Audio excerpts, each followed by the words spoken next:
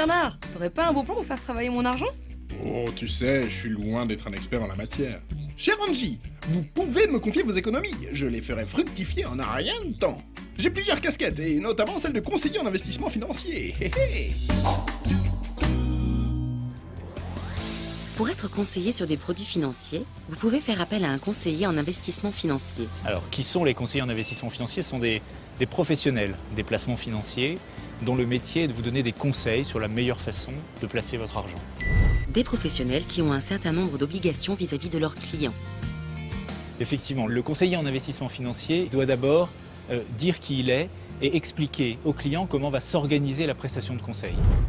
Toutes ces informations sont réunies dans une lettre de mission qui mentionne également comment votre conseiller sera rémunéré.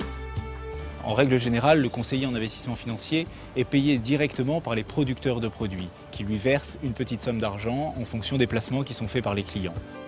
Cette somme se répercutera sur les prix des produits que vous achetez. Mais un conseiller en investissement financier peut également être payé sous forme d'honoraires directement par le client. Enfin, pour que faire appel à un conseiller en investissement financier soit véritablement une bonne idée, il faut respecter deux conditions. La première, c'est qu'on ne parle pas d'argent avec n'importe qui. Regardez si la personne est enregistrée sur l'Orias, qui est un site, ou posez la question à la plateforme de l'AMF, AMF Épargne Info Service, qui vous dira si la personne peut légalement vous conseiller. Autre règle importante, c'est qu'on n'investit pas son épargne n'importe comment. Il faut que vous preniez garde si votre conseiller en investissement financier vous promet un grand rendement, ça veut dire que vous pouvez aussi perdre de l'argent.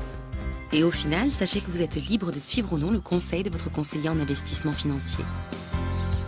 Avant de confier votre argent, vérifiez toujours que votre conseiller est enregistré sur le registre Orias. N'investissez jamais sur de belles paroles. Exigez et lisez la documentation. Pour comprendre parfaitement vos engagements, n'hésitez pas à contacter AMF Épargne Info Service. Désolé Louis, ça va pas le faire, hein. Vous n'êtes pas répertorié à l'Orias.